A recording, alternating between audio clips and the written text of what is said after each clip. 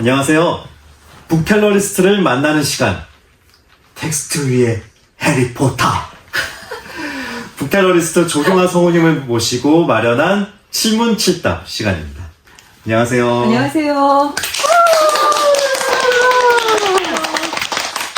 성우이자 북텔러 조경아입니다. 반갑습니다. 반갑습니다. 네, 성우님께서는 그 직장 생활 하시다가 성우가 되셨잖아요. 네, 맞습니다. 근데 그 직장 생활마저도 이게 대학에서 하신 전공하고는 좀 많이 다르셨다고. 그래서 네. 그런 것들이 뭔가 이렇게 새롭게 시작하시는 분들한테는 엄청 큰 힘이 되는 것 같더라고요. 그런가요? 저는 인생은 계획보다 우연에 의해서 벌어지는 일이 많은 것 같아요. 근데 제가 대학은 전공이 교육 쪽이었거든요. 근데 영 맞질 않아서 겨우 졸업만 했고, 어릴 때부터 만화를 굉장히 좋아했어요. 그래서 만화를 기본으로 해서 애니메이션을 해야 되겠다.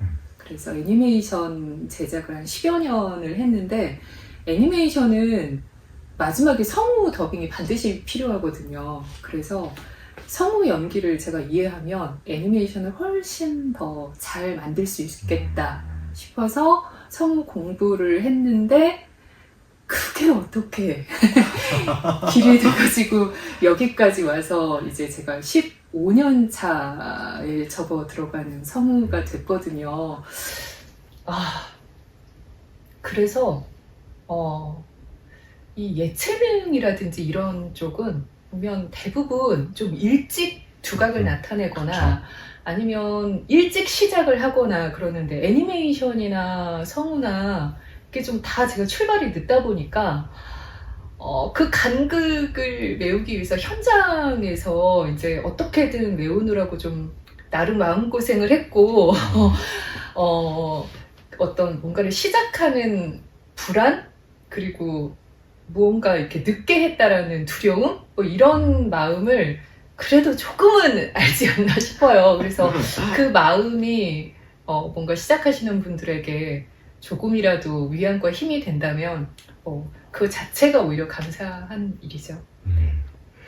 그 출발점이 좀 늦으셨다라고 이제 표현을 하셨는데, 네. 이제 제가 느끼기에는 어쨌든 그 과정 속에서 성우님께서 상당히 이렇게 고민을 많이 하시다 보니까 그 결과물들이 쌓여가지고 네. 오히려 이제 더 결과적으로는 특별한 그런 결과물들을 막 이끌어내는 원동력이 된 게 아닌가, 이런 생각이 들더라고요. 야, 그건 굉장히 아름답게 표현해 주신 거고요.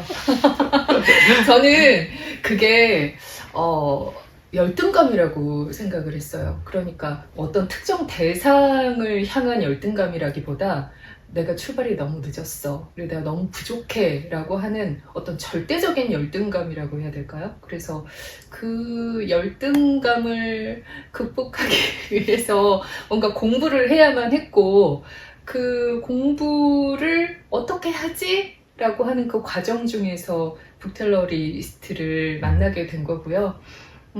특히 이제 성우 일을 하다 보면 생각보다 굉장히 짧은 호흡에 짧은 멘트들을 하게 되는 경우가 많아요. 그런데 긴 호흡에 책을 낭독을 한다라는 게 저에게는 북텔러리스트에서 가장 좋은 점이었고, 그래서 북텔러리스트 활동을 좀 열심히 하게 됐죠. 긴 호흡의 이런 어떤 텍스트, 책에 쓰여진 문장들은 보통 이렇게 문어체가 많잖아요. 그렇죠. 이게 저희가 보통 미디어에서 접하는 그런 짧고 강한 어떤 내레이션하고는 조금 결이 다른데, 보통 네. 어떻게들 성우님들은 이렇게 연습을 하세요? 요즘은 미디어 콘텐츠들이 실제로 일상에 그 자연스럽고 친근한 구어체, 대화체를 많이 쓰고 있지만, 그럼에도 시사나 뭐 역사를 다루는 정통 다큐에 가까울수록 아무래도 문어체라든가 서술체가 많거든요. 근데 책은 내용의 경중과 상관없이 압도적으로 문어체와 서술체가 그쵸. 많잖아요. 그래서 이 문어체와 서술체를 얼마나 자연스럽게 표현하느냐가 사실 관건이었거든요. 그래서 뭐 예전에는 그냥 압도적으로 양으로 밀어붙이자 해서 뭐 1, 2주에 그냥 한 권씩 내리 소리 내서 막 읽기도 하고 아니면 잘한다고 생각하는 분들을 따라서 읽어보기도 하고 이제 그렇게 했는데 그거 자체도 굉장히 유의미한 거라고는 생각은 해요. 하지만 이 예체능이 어떤 기초나 기본기를 넘어서고 나면 약간 그 정답이 없는 게 있잖아요. 그렇죠. 그런데 마음속에 이상향은 있단 말이죠. 그래서 무언가를 찾고는 싶은데 정답은 없는 것 같아. 그래서 특히나 기준과 방향이 정말 중요한데 그 기준과 방향을 무엇으로 삼을지가 너무 중요했고 그 과정 중에서 많이 방황했죠. 네. 일단 그 예체능이라는 게 그런 게 있을 수밖에 없는 것 같아요. 그렇죠. 근데 그런 생각이 들면서도 아까 말씀하신 것처럼 이렇게 이상향이 있는 것처럼 누군가 이렇게 딱 이거야 이러면서 딱 기준을 좀 내려줬으면 속 시원하지 않을까 하는 그런 또 마음이 있거든요. 맞아요. 네. 그 기준과 방향을 저는 이제 그 북텔러 리스트에서 찾은 건데요.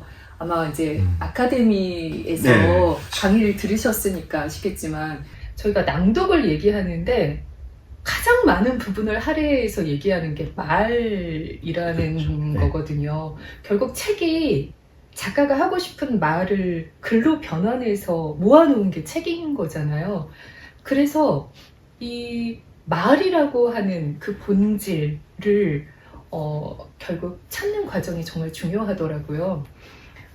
잘하는 낭독이라고 하는 건 사실 개인의 선호도 좀 있는 것 같고 그렇지만 말에 입각한 낭독, 그러니까 말하는 낭독이라고 하는 것은 가장 본질적이고 그게 바로 방향이라고 생각하고요.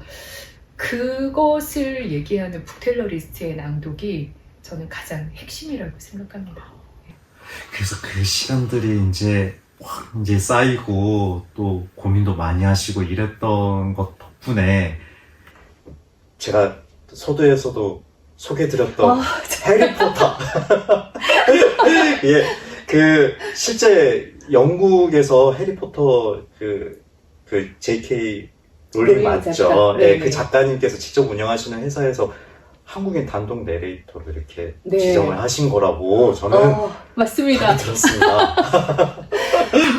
보통 우리나라에서 오디오북이라고 하면 여러 성우가 참여해서 한 캐릭터를 맡아서 연기를 하는 약간 오디오 드라마에 가까운 네네. 형태로 많이 만들기도 하고 그걸 많이 들어서 그러는지 그걸 또 선호하시는 분들도 많으시더라고요. 맞아요. 네. 그런데 해외에서는 사실 오디오북 낭독이라고 하면 1인 낭독가가 책 전체를 다 끌어가는 그걸 이제 보통 오디오북으로 그렇게 제작을 하고 또 개인적으로는 전 좀 1인 낭독을 훨씬 선호하거든요. 근데 그 J.K. 롤링 작가가 말씀하신 대로 그 해리포터의 저작권을 전체를 관할하는 회사를 만들었고 그때 당시에는 아마 포터모어사였는데 지금은 위저딩 월드라고 하는 이름으로 바뀌었을 거예요. 근데 이제 그곳에서 한국어판 해리포터 단독 내레이터로 지정을 해주셔서 그리고 실제로 제가 해리포터 굉장히 팬이기도 했고 그래서 정말 영광이기도 했고 아주 기쁘게 녹음을 했습니다. 총 23권 분량이었고 한 1년 정도 녹음을 해서 아주 푹 빠져서 녹음을 했죠. 네. 전 제가 한 게 아닌데도 이렇게 듣는데 진짜 네. 듣는 제가 영광이라는 생각이 드는 정도로 네. 뭔가 그런 타이틀을 어쨌든 갖기가 정말 쉽지가 않잖아요. 그래서 너무 좋았고 네. 그래서 그런 것들을 하시면서 여기 북텔러 리스트 연출가님이랑 같이 이렇게 하신 거죠. 내레이터셨지만 네. 또 연출님이 같이 붙으시고. 그럼요. 저의 아주 든든한 뒷배. 아까도 말씀드렸지만 하다가 보면 자꾸 그 길을 헤맬 때가 있어요. 본질과 어떤 기준과 그 방향이 있는데도 어떤 잘해야 되겠다라고 하는 생각을 하다 보면 자꾸 약간 기술에 매몰된다고 할까요? 그러다 보니까 예, 자꾸 의견도 여쭙고 직접 앞에서 시연을 해서 피드백을 주시면 그걸 다음에 그 녹음에 반영도 해보고 이제 그렇게 했는데요. 사실 우리나라 여건상 오디오북 연출자가 전문 연출자가 많지도 않고 또 녹음에 직접 참여해서 같이 그 오디오북을 만들어가는 일이 거의 없거든요. 그래서 앞으로는 상황이 된다면 이 정말 오디오북 전문 연출자가 낭독가와 함께 오디오북을 만든다면 작품도 훨씬 빛날 것이고 또 듣는 그 청취자분들도 정말 양질의 콘텐츠를 들으실 수 있는 그런 오디오북 생태계가 되기를 바라는 마음이 좀 있습니다. 네. 또 부텔러리스트가 또 상당히 중요시하는 게 오디오북 생태계, 건전한 생태계 그럼요. 이런 것들을 많이 고민을 하고 있잖아요. 네. 그래서 긴 호흡을 하시는 전문 내레이터로서 네. 수강생들한테 이렇게 주실 수 있는 어떤 메시지나 방향성 같은 게 있으시다면 한 말씀 부탁드리겠습니다.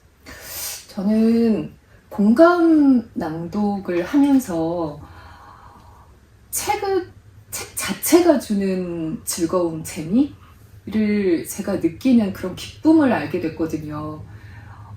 책 자체와 공감을 하면서 나의 모든 신체의 오감, 감각을 다 이용해서 읽는 그 방식이 지금 뭐 독서를 하시는 분들이 어떤 지식이나 식견이 필요로 해서 읽으시는 분들도 있겠지만 그걸 넘어서서 AI 시대에 정말 필요한 방식이라고 생각을 해요. 그렇죠. 사람의 몸을 이용하는 것.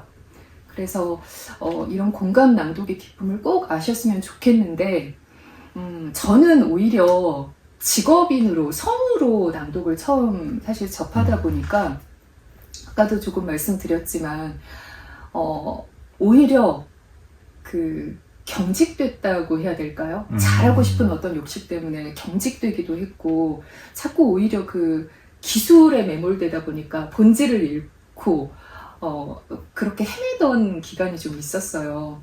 그래서 처음 낭독을 하시는 분들이라면 부텔러리스트가 어떤 기준과 방향을 잘 제시해 드릴 테니 편안하게 그대로 따라오시면 좋을 것 같고 한 번이라도 낭독을 이미 해보셨거나 혹은 하다가 잘하고 이제 사람이 하다 보면 잘하고 싶은 마음이 들잖아요. 그렇죠. 그러다 보니 오히려 그렇게 저처럼 좀 경직되거나 이러신 분들은 본질을 알고 기준이 선명해지면 얼마나 자유로워지는지를 직접 경험을 해보셨으면 좋겠어요. 네. 자유로워진다라는 말에서 네. 저는 또 이 해방감이 느껴지거든요. 그쵸. 제가 느꼈던 게 바로 저도- 그 포인트. 저도 그 단어를 내뱉으면서 저도 약간 헤어져 있었습니다.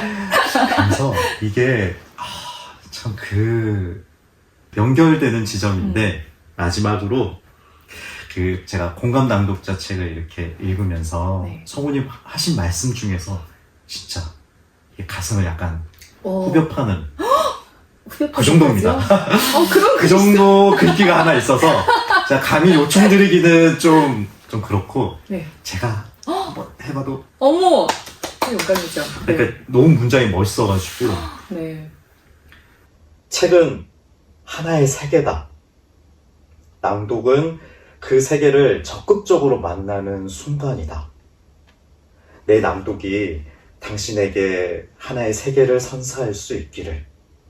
나의 기쁨이 당신의 기쁨으로 확장될 수 있기를. 이런 말씀을 해주셨어요. 영광입니다. 기억나시나요?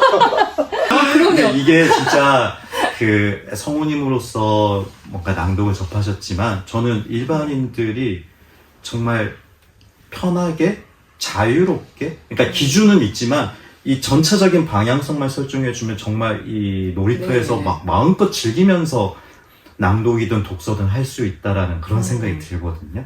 그래서 네. 그래서 이 문장이 참 가슴을 후벼 팠습니다.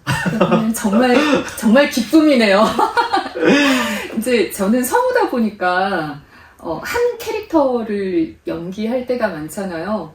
그런데 책은 그 무수한 캐릭터들이 살아 숨쉬는 하나의 세계인데 그 한 세계를 낭독한다는 게 얼마나 장대하고 얼마나 멋진 일인가요?